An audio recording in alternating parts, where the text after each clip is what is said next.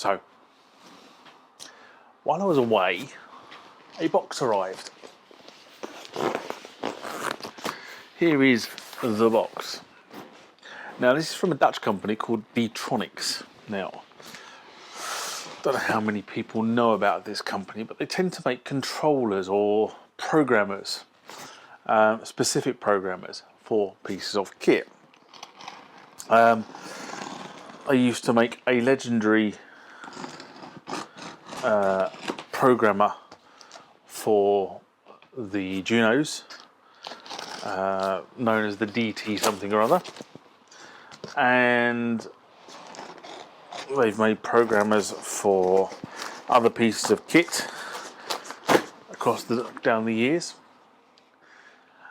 and now they make a programmer for the DX7. Now, what's really good about this programmer is it allows you to interact with the DX7 in real time, unlike a lot of programmers in the past that haven't allowed you to actually act real time. So you can make a change on this thing and it automatically is reflected on the DX7 so you can play. Much the same as the whole idea around the sort of PG series with the D50 and the D10. So, I haven't even opened this box, so you're watching me open this box. And it's well wrapped in foam.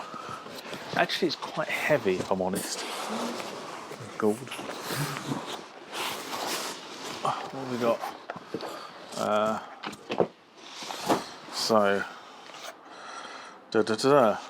This is a big box for a little power supply.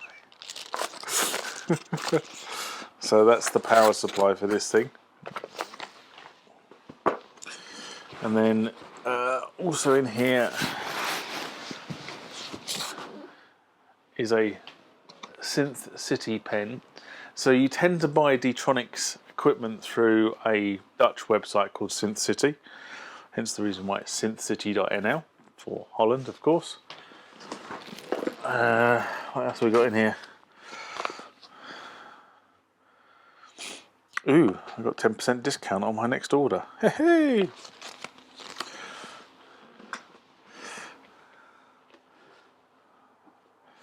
And a badge. Yes, that looks a bit like my studio. I can fully agree with that. And then we come down to the unit itself. So, this is the DTronics DT7. As I said, this is the programmer for the DX7 real time. I tended to buy this. It was on a bit of a whim, actually, if I'm honest, because even though I can program FM, I find it really, really difficult to program FM. And to me, anything that makes programming FM, especially on the DX7, easier has got to be worth a punt. I have to be honest and say this was one expensive punt. I didn't quite mean to spend this much money on this. In fact, actually, I think I bought it when I was a little bit tipsy, so it's probably one or two Gin and Tonics or Bacardis later. So I got up and moved because it wasn't coming across on the video very well. So we have on-off switch, power, MIDI in and out. And that's literally all the interfaces on this thing. Okay, there you go. There's the back. There's the bass, side. It's actually, yeah, I said, incredibly heavy actually for what it is. So if we then turn it round and we look at it. So the way this thing works, as I understand it, and I haven't plugged it in yet, so is each of the oscillators is down here. So it's a grid system, operator 1, 2, 3, 4, 5, 6 for the 6 operators on the DX7, and then each one of these parameters all the way along here is for that operator or that specific operator. Okay, and then there's these little switches to switch them on and off. And the operators, the functions you can do on here, and I have to read this. So you have here course, what does that say? Fine.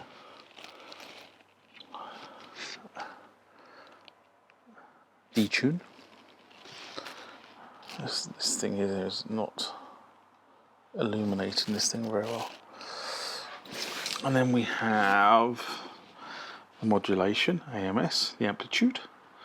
Then we have the envelope rates, and we have 1, 2, 3, 4 for all the rates. And we have the envelope levels for each one of those, so level 1, level 2, level 3 to 4. And we have the scale and the rate there. And then we have keyboard level and scaling for each one of those oscillators. There you go. So we have the breakout point, the L curve, the R curves, velocity and output. Then down here, going back the other way, we have sensitivity of the modulation wheel. Then we have the foot controller, the breathe controller, how the aftertouch is going to work for this particular patch you're designing. Then we have pitch, EG level. And then again over here we have pitch, EG rate. Again for each one of those 1, 2, 3, 4, 1, 2, 3, 4. Then we have the pitch itself and range and step, these two here. And then we go across over here to the LFO, the glide, and finally over in this corner we have the algorithm and this thing here, which is the data speed, M-tune and attenuation. So there are videos on the internet about this thing, and all I can say is, oh dear, what have I let myself in for? So this, I have no idea if this is going to go in the studio. I just went on a bit of a spending bender, and I bought a load of kit. And I think I was a little bit tipsy when I did it, because there was lots of stuff that I sort of went and bought and then realised I bought it.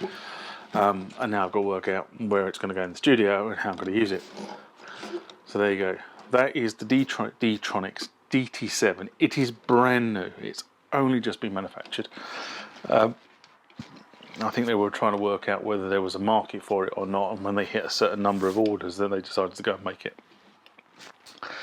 But it's going to be interesting to get my head around this one. Really interesting to get my head around this one. Okay, DT7. So this is the point in the video where I turn around to you and say, if you enjoyed the contents of this video, please give it a thumbs up. It allows other people to find this content more easily that you have enjoyed. I'm sure by now, if you didn't like the content of the video, you've probably given me a thumbs down, but I'd prefer if you didn't. If you'd like to be notified about when I post additional content to this channel, somewhere about here should be the subscription icon. So please click on there and subscribe to the channel. Over here should be other content that you may enjoy that I've already done or posted to the channel. Thanks for watching, and I hope to see you again.